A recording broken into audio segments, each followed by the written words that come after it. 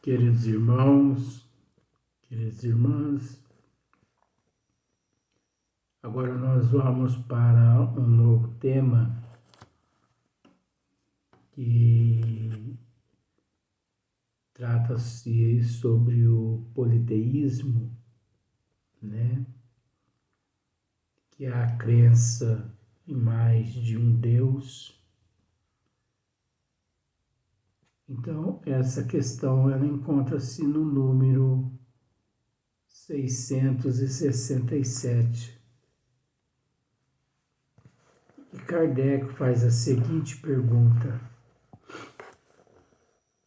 por que razão, não obstante ser falsa, a crença politeísta é uma das mais antigas e espalhadas? Porque, na verdade, a crença politeísta é uma das mais antigas e espalhadas pelo mundo todo. Mas será por quê? Será por que isso, né?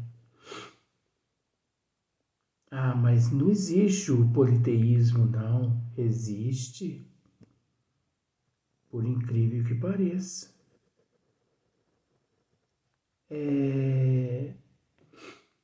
Eu já tive a oportunidade de dizer, mas não usando o termo politeísmo. Mas se nós pararmos para analisar, mais de 8 bilhões de pessoas, cada uma acredita num Deus de acordo com a sua evolução, de acordo com a sua compreensão. Você entendeu?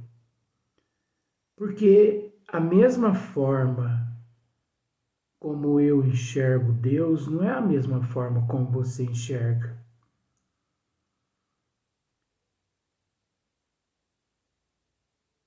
Eu tenho o meu conceito a respeito de Deus é diferente do seu. E o seu é diferente daquele que está do teu lado. Mas não vamos dizer que esse conceito ele está errado. Não vamos dizer, porque tudo está de acordo com o processo nosso evolutivo, de acordo com a nossa evolução. Não adianta eu dizer para você que Deus é a inteligência, a causa primeira de todas as coisas, se você não entende o que é inteligência suprema e nem causa primeira de todas as coisas. Não adianta eu dizer para você que o seu conceito de fé em Deus está errado. Quem sou eu para dizer que o seu conceito está errado? Então tudo não deixa de ser um politeísmo. Então olha só, a resposta dos bons espíritos. A concepção de um Deus único não poderia existir no homem, senão como resultado do desenvolvimento de suas ideias, incapaz, pela sua ignorância, de conceber um ser imaterial, olha só, imaterial, sem forma determinada, atuando sobre a matéria conferiu-lhe o homem atributos da natureza corpórea, isto é, uma forma e um aspecto. E desde então, tudo que parecia ultrapassar os limites da inteligência comum era, para ele, uma divindade. Tudo que, não compreendia, aliás, tudo que parecia ultrapassar os limites da inteligência comum era, para ele, uma divindade. Tudo que não compreendia devia ser obra de uma potência sobrenatural. Daí a crer em tantas potências distintas quanto os efeitos que observava. Não havia mais que um passo em todos os tempos, porém houve homens instruídos que compreenderam ser impossível a existência desses deuses,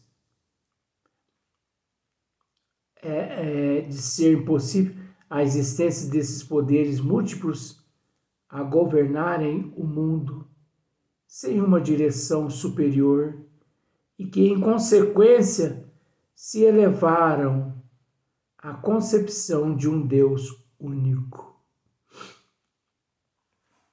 Então, de acordo com a compreensão, de acordo com a evolução de cada ser, é que se faz uma ideia, é que se faz essa distinção, é que se faz essa concepção, É que se faz essa crendice, mas isso não deixa de ser um estado de inferioridade na evolução do indivíduo. Que tudo se renova, que tudo se aperfeiçoa de acordo com a evolução do ser. Na questão 668, Allan Kardec faz a seguinte pergunta: tendo-se produzido em todos os tempos e sendo conhecido desde as primeiras idades do mundo, não haverão os fenômenos espíritas contribuído para a difusão da crença da pluralidade dos deuses? Resposta: sem dúvida, porquanto, chamando Deus, aqui nós temos que fazer uma análise. Os bons espíritos, se você acompanha a questão 668, você vai observar que os bons espíritos,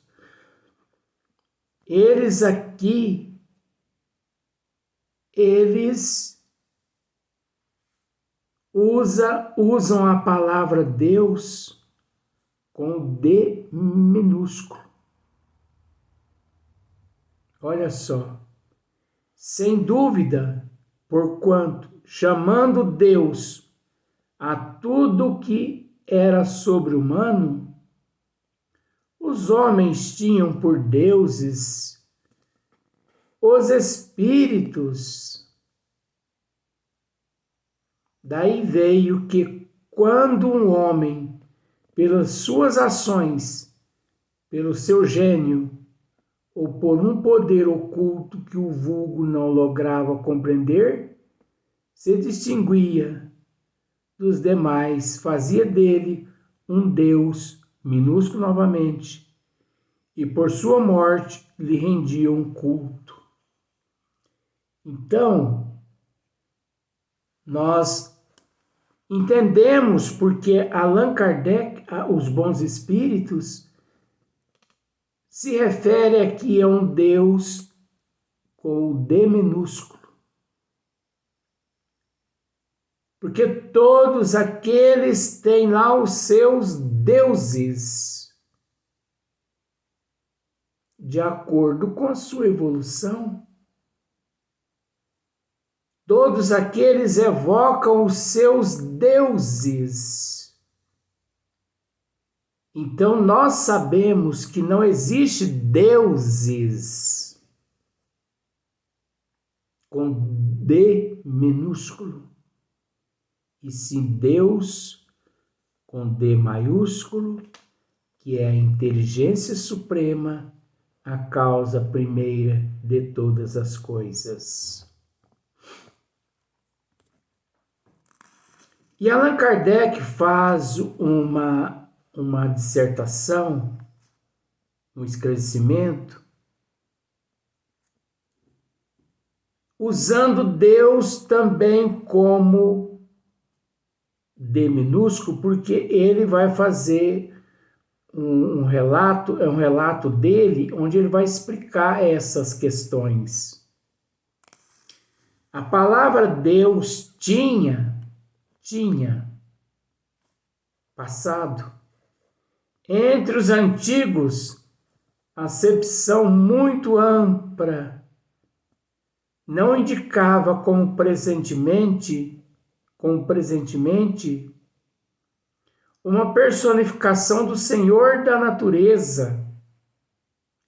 Era uma qualificação genérica que se dava a todo ser existente fora das condições da humanidade.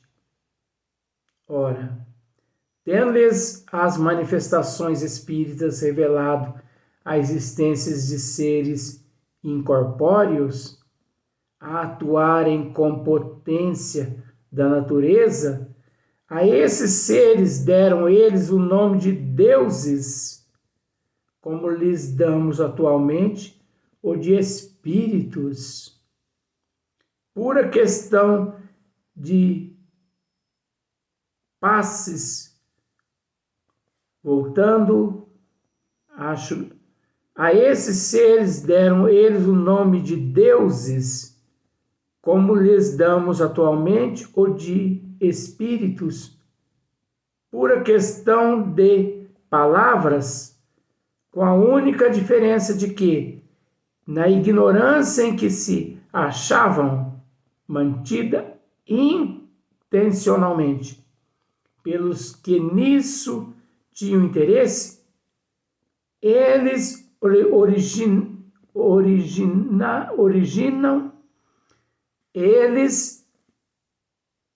erigiram templos e altares muito lucrativos a tais deuses, ao passo que hoje os consideramos simples criaturas como nós, mais ou menos perfeitas e despidas de seus invólucros terrestres. Se estudarmos atentamente os diversos atributos das divindades pagãs, reconheceremos sem esforço todos os de que vemos dotados os espíritos nos diferentes graus da escala espírita. O estado físico em que se encontram nos mundos superiores, todas as propriedades do perispírito e os papéis que desempenharam nas coisas na Terra, vindo iluminar o mundo com a sua divina luz. O cristianismo não se propôs destruir uma coisa que está na natureza, orientou, porém, a adoração para aquele a quem é devida. Quanto ao espírito, aos espíritos, a lembrança deles se há perpetuado conforme os povos sob diversos nomes e suas manifestações que nunca deixaram de produzir-se. Foram interpretadas de maneiras diferentes e muitas vezes exploradas sob o prestígio do mistério, enquanto para a religião essas manifestações eram fenômenos miraculosos, para os incrédulos sempre foram embustes. Hoje, mercê de um estudo mais sério, feito à luz meridiana, o espiritismo, escoimado de ideias supersticiosas que o ensombraram durante séculos, nos revela um dos maiores e mais sublimes princípios da natureza. Então, esse processo devido o nível evolutivo do ser durante todo o período, devido à carência, devido à ignorância, é natural que durante todos esses séculos,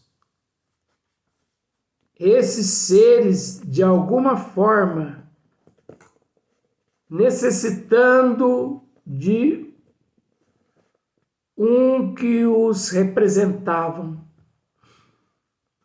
Obviamente, a ignorância, a falta de conhecimento levavam eles a eleger deuses de todas as espécies. Deus do fogo, Deus da batalha, Deus, Deus da guerra, Deus do ar, Deus da beleza, enfim, milhares de deuses existiu, como ainda existe, no conceito errôneo de cada um.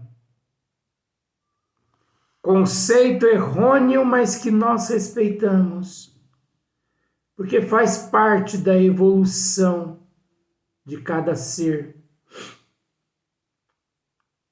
Todas as religiões possuem lá os seus deuses. O que, no entanto, muitas religiões questionam, ou melhor, interrogam, quem é Deus. Então é natural elas interrogarem quem é Deus, porque de acordo com a evolução de cada um, de fato o termo é quem. Mas aquele que já evoluiu um pouquinho mais, muda-se o termo, deixando-se de ser considerado quem para que, ou melhor, que é Deus. E vem os bons espíritos nos responder. Deus é a inteligência suprema, a causa primeira de todas as coisas. É óbvio que nós poderíamos discorrer a respeito desse assunto, adentrando em vários ângulos. Mas é natural que, para matar a sede, a água tem que ser sorvida aos goles. O mais importante é que alguém deu o pontapé inicial e que através desse pontapé inicial cada qual possam raciocinar à luz da doutrina dos espíritos os desígnios das leis divinas. Cada época foi necessário que fosse da forma como instituídas, devido à necessidade daqueles espíritos naqueles corpos físicos. Se hoje em dia, no ano de 2021, ainda existem os conceitos errôneos, imaginemos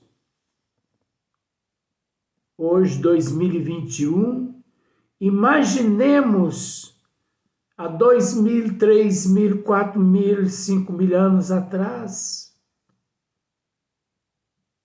como não deveria ser. Mas Deus, o presciente absoluto, a inteligência suprema, a causa primeira de todas as coisas, permitiu que tudo assim fosse, de degraus em degraus, até que o ser se conscientizasse, nunca exigindo o Pai que fosse reconhecido como o absoluto. O Pai nunca exigiu que nós o reconhecêssemos como o absoluto. Ele nunca exigiu de nós. Nós é que tivemos e que temos necessidade para que nossa existência tenha uma finalidade, um sentido de reconhecê-lo como o absoluto, o único, e deixando a era do politeísmo para trás, quando compreendemos a inteligência suprema, a causa primeira de todas as coisas, o sobrenatural deixa de existir. O maravilhoso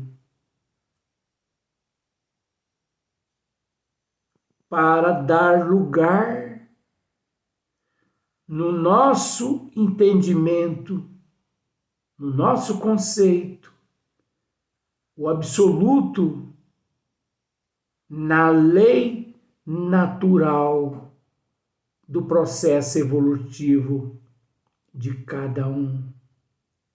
E isso se dá por todo o universo.